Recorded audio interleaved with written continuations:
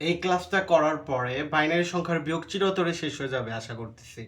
তো HSC ICT শিক্ষার্থীরা তৃতীয় অধ্যায়ের তোমাদের হচ্ছে বাইনারি সংখ্যার বিয়োগ নিয়ে অনেক সমস্যা। এই বাইনারি সংখ্যা বিয়োগ করার জন্য মাত্র 4টা জিনিস মনে রাখতে হবে। আমি একেবারে সহজ টেকনিকে বোঝাবো, একেবারে সহজ। তোমরা ক্লাসটা একটু মনোযোগ দিয়ে দেখতে হবে, একটু কষ্ট করে মনোযোগ দিয়ে দেখো। হ্যাঁ, আচ্ছা দেখো, নিচে জিরো এবং উপরে জিরো যদি হয় অ্যান্সার হবে জিরো। আবার বলতেছি, নিচে উপরে জিরো হলে অ্যান্সার হবে জিরো। আমি কিন্তু একটু অন্যভাবে পড়াবো। হ্যাঁ, এরপরে এরপরে কি, উপরে ওয়ান নিচে ওয়ান হলে জিরো। কি বললাম?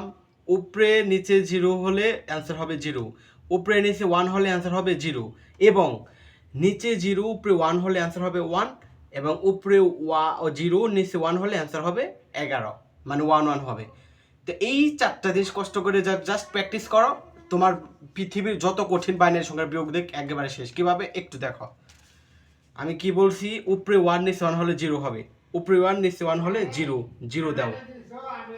এবং নিচে জিরো উপরে ওয়ান, এই দেখো নিচে জিরো উপরে ওয়ান হলে অ্যান্সার হবে ওয়ান, অ্যান্সার হবে ওয়ান।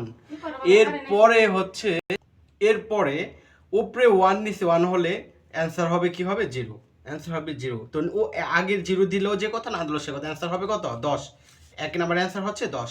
তো 2 নম্বরে কি, উপরে ওয়ান নিচে ওয়ান হলে অ্যান্সার হবে জিরো। দেখো, উপরে ওয়ান নিচে জিরো, উপরে ওয়ান নিচে জিরো, অ্যান্সার হবে 11। একটু মনোযোগ দাও, এটা মনোযোগ দাও, অ্যান্সার হবে 11। তো আমার এইখানে যদি এইখানে কিন্তু আরও সংখ্যা আছে, তাই না? তার মানে 11-র 1 লিখতে হবে, হাতে আছে 1, মনে থাকবে। জাস্ট তুমি একটা জিনিস দেখো, এখানে যদি উপরে জিরো নিচে ওয়ান থাকতো, এই পাশে কোনো সংখ্যা টংখ্যা নাই, তাহলে কি লিখে দিতে? ডিরেক্ট 11 লিখে দিতে, এটা অ্যান্সার। ঠিক আছে, তো এর পাশে তো আরও সংখ্যা আছে, তাই না?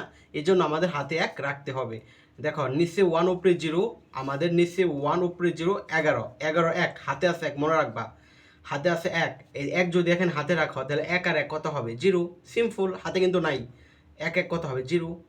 এটার অ্যান্সারও 10। এই কঠিন লাগতেছে?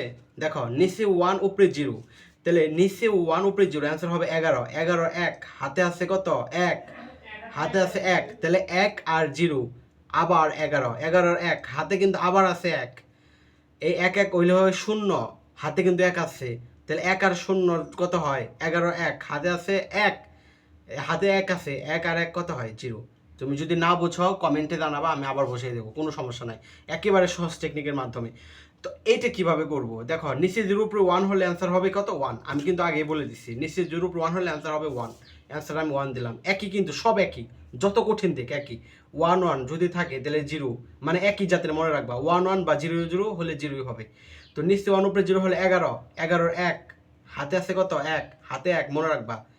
তো 1 আর 1 কত হয়? অ্যান্সার কত? জিরো, জিরো, হাতে কিন্তু 1 আছে, তাহলে উপরে জিরো নিচে 1, তাহলে 1 আর 0, 11 আর 1, হাতে আছে কিন্তু আবার 1, 1 আর 1 কত হয়? জিরো। আবার দেখো এখানে 1 আর 0 কত হয়? 11 1, হাতে আছে 1, 1 1 মিলে গেলে হয় জিরো। এখানে জিরো দেওয়া যায় কথা, না দেওয়া কথা, দিলে কোনো সমস্যা নাই। তো এখন 5 নাম্বার দশমিক আছে, দশমিক থাকলে কোনো চিন্তার কিচ্ছু না, একই। দশমিক জাস্ট একটু ভয় দেখাইছে, দশমিক মানে কোনো ভয় পাওয়ার কিচ্ছু নাই। দশমিক আর এমনি যা করছে সব একই। জাস্ট আমি এটা করে দিচ্ছি, উপরে জিরো নিচে ওয়ান, তার মানে ওয়ানই হবে। নিচে ওয়ান উপরে জিরো, 11, 11 1, হাতে আছে 1, বুঝো। 1 আর 0, 1 আর 0 11, বুঝো কিন্তু 1 আর 0 11। তো 11 যদি হয়, আচ্ছা এখানে দুঃখিত, এখানে একটু প্রশ্নে মিস্টেক হয়েছে। হ্যাঁ, এখানে একটু প্রশ্ন দেওয়া মিস্টেক হয়েছে, এভাবে আসলে হয় না অঙ্ক, এটা দেওয়া মিস্টেক হয়েছে। আমরা এটা করি, ধরো এখানে দশমিক আছে, দশমিক আছে, তো এটা দেখো সেম সংখ্যা আছে, তার মানে হবে জিরো। নিচে ওয়ান উপরে জিরো, 11 1, হাতে আছে 1, তাহলে 1 আর 1 কত হয়? জিরো। আবার 1 আর 0, 11 দশমিক আছে, দশমিক দাও, 1 আর 0, 11 1, হাতে আছে 1, 1 আর 1 0, এখানে 1 আছে 1 দাও, এটা অ্যান্সার 6। তো তোমরা যদি এটা বুঝে থাকো 7 8 9 আমাকে কমেন্ট সেকশনে জানাও।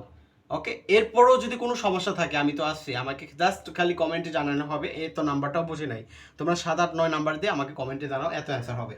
তো আশা করি ক্লাসটা খুব দারুণ লেগেছে তোমাদের। এরকম আমি কিন্তু আবারও আস্তে আস্তে ক্যালকুলেটর দিয়ে কীভাবে বাইনারি সংখ্যা যোগ বিয়োগ করা যায় সেটাও দেখাবো তোমাদের। তো আশা করি ক্লাসটা দারুণ লাগছে তোমাদের। তো ভালো থেকো, সুস্থ থেকো, আজকে এই পর্যন্ত। আসসালামু আলাইকুম।